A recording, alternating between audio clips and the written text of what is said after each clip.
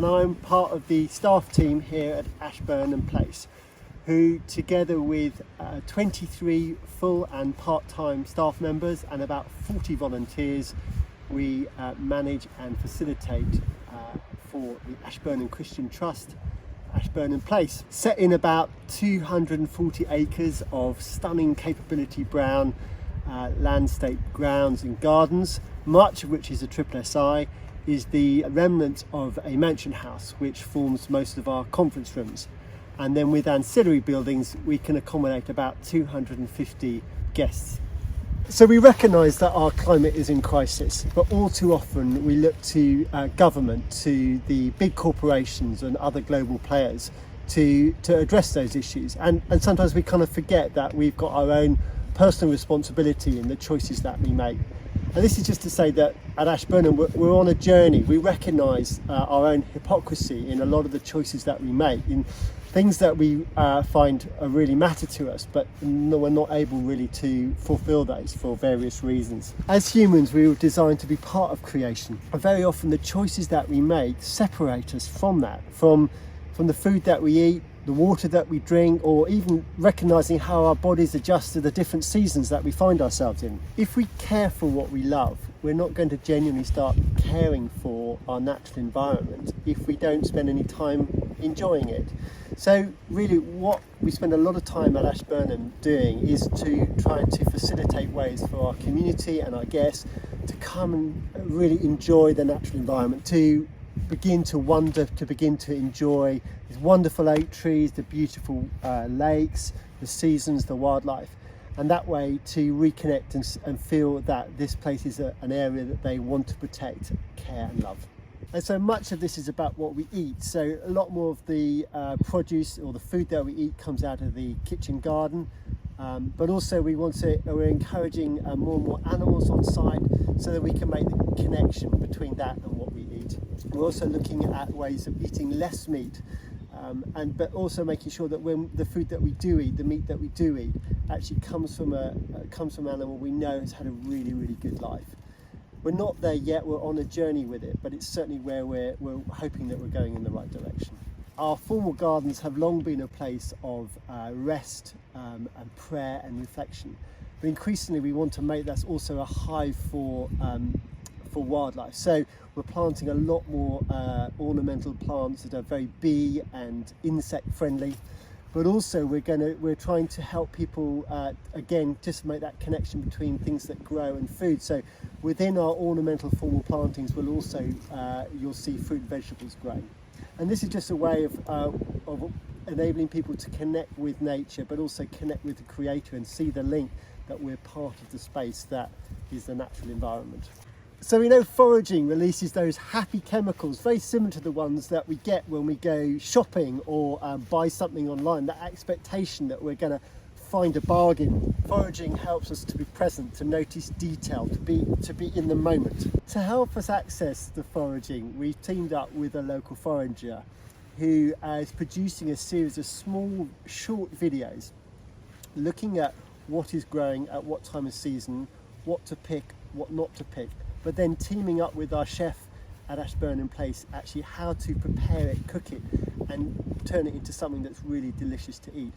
The great thing about this is that you don't get the videos just by going on YouTube. You had to go, if you like, foraging to find these little codes that you then place on your phone, and that's how you access the video. So it's a really cool way of getting people out, exploring the woodland, but also coming across these little QR codes which they can then find out more about what they can eat and how to pick it, how to prepare it, and what it tastes like. So keen to reaffirm our connection with food and nature. We've started on stage 1 of a food forest here at Ashburnham, using permacultural principles that looks how nature does things and working alongside that. So in this instance, looking at the structure of woodland from the large dominant trees to the smaller trees, the bushes, and then the very base there, and seeing how that all works really well together in harmony with one another.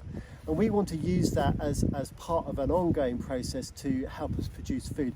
And in a way, it's kind of letting nature do what it does best. So we do less, but we get more from it. This summer was the first summer that we extended our wildflower meadow area, so our south lawn, which is a 7-acre piece of grass, which up until last summer we had managed more like a park, really, cutting it fortnightly for the various events and camping that we have over the summer. But we took the decision that we wanted to try and bring as much of the sort of natural as close to the house as possible. So we let that grow for the first time this summer, and that's obviously had its challenges, both in terms of pressures on land use, particularly close to the house, but also taking our guests and community members on a journey with us. You know, for some, this could, when you look at it, it looks like the starting of a wildflower meadow, but to others it just looks like an unkept mess. So it's about communicating what we're doing and why we're doing it. Over the summer months, we were lucky enough to open a lot of our site to campers, some of whom had never been to Ashburnham Place before. And what we realised was that actually when you place people in the outdoors and natural environment, they just become more human. They become more relaxed. They feel much more in touch with who they are by reconnecting with the natural land. But we also realised that for a lot of people, particularly if you're city based, actually the woodlands particularly is not a place where you feel comfortable. It's a place that's quite alien. And how are you going to get somebody who doesn't like being in woodland particularly to care about trees, to care about the natural environment? And so we started thinking about how we can create a series of sustainable buildings, off-grid buildings that can encourage people to really immerse themselves in the natural environment. And really very much stage one of that was the creation of a project to build a straw house. And it's not quite yet finished yet, but it's absolutely stunning in its simplicity, but also in the way that it sits within the natural environment. So we hope that will be finished quite soon, and in the new year people will be able to come and enjoy that space.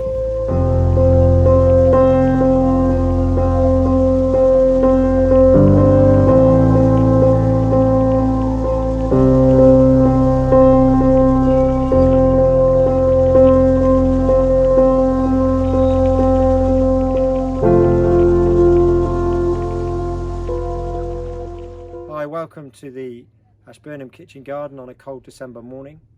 I'm just wanting to spend a few minutes chatting to you about what we do here, our passion towards growing vegetables, interacting with marginalised people, and the depth of all growing good, healthy, nutrient-dense food is always the soil. So maybe we'll have a quick look and get our hands in some soil. And if that's something that excites you, it'd be lovely to see you in this space. So behind me at the moment you can see various different vegetables. As you'd expect at this time of year, quite a lot of things are not growing, but still our aim and our heart in the UK, because our climate most of the time is above 0 and even most of the time above 5 degrees, where most plants will cell multiply. The aim is always to try and feed all the organisms in the soil by getting plants to multiply and grow and photosynthesize, which gives them lots of food underneath. So you can see lots of different things. Here you can see a green manure, which is oats based, so that we will eat this off with chickens, and then plant into again this in March or April next year. And you can see brassicas growing, and then further on, if we walk this way, you will see where we've composted. So we have taken parsnips out of this bed. You can see the parsnips growing at the bottom, and then we always try never to leave the soil naked. We always like our soil clothed, and so we can see compost on top of this, and this will go through the winter with the compost to feed those organisms. And if you look on the wider part of this, you will see all about the composting here. So we are producing 300 tons of compost each year from our waste, and we're aiming to use this to feed the soil. So we don't use anything else to feed our soil. So if soil and growing and climate change are things that really excite you, I'd really encourage you to watch a film called Kiss the Ground that's just come out a few months ago, that tries to encapsulate many of these things. And it's been a real inspiration to us, probably the biggest inspiration in the last 10 to 15 years. We're in a polytunnel now where we did a hotbed this summer. So using all that heat generated in the compost, we then use that heat to help grow the plants, as well as the plants then having that lovely food supply. So in here, this all went in as There's grass and hay and cow manure and wood chip, and it's now, as you can see, broken down into a lovely soil that plants just love growing in. And the more we go down this journey here, the more we learn about how God, in his amazing wisdom, has just created in soil such an amazing community that is an inspiration to us all in the way that we care for the poor, the marginalised. Nobody's left out in the soil. Everybody has purpose. Nobody is an unnecessary ruler and head. It's all together for the good of all. And so the soil continues to be our inspiration, created by an amazing creator.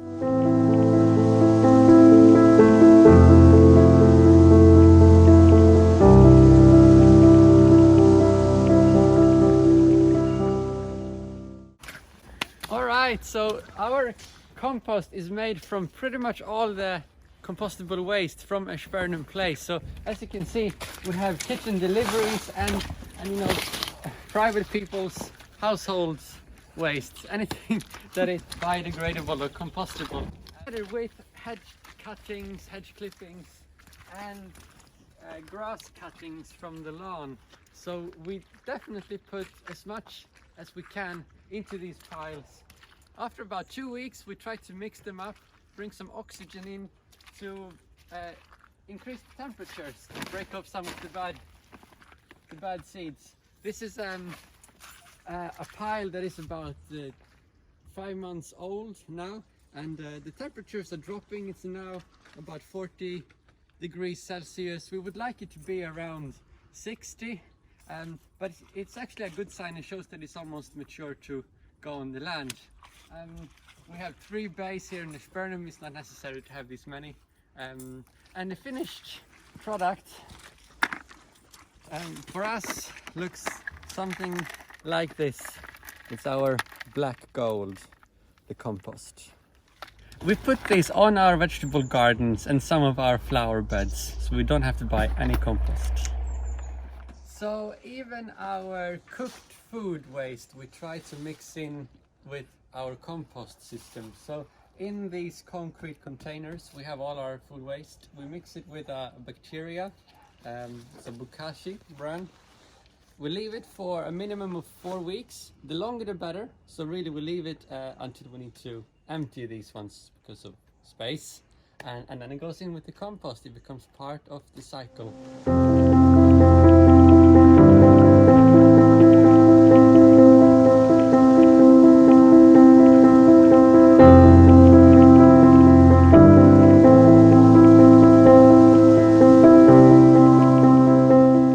So COVID has its challenges for pretty much all members of staff here at Ashburnham Place. We're on furlough, whether in some form or other, and that has been difficult for all of us for different reasons. But it's been a challenge in terms of slowing down, in terms of not having a work to go to. But we hope that during that process we've had time to reconnect with our creator, to enjoy the natural environment, to slow down and to be a little bit more, and a time, if you like, to sort of get off the rush of being busy all the time. And I hope that when we do come back, hopefully in March, and things begin to, business-wise, begin to revert to some sort of normality, we will be wiser and have a different perspective on how we run Ashburnham. That we've learned from our time away.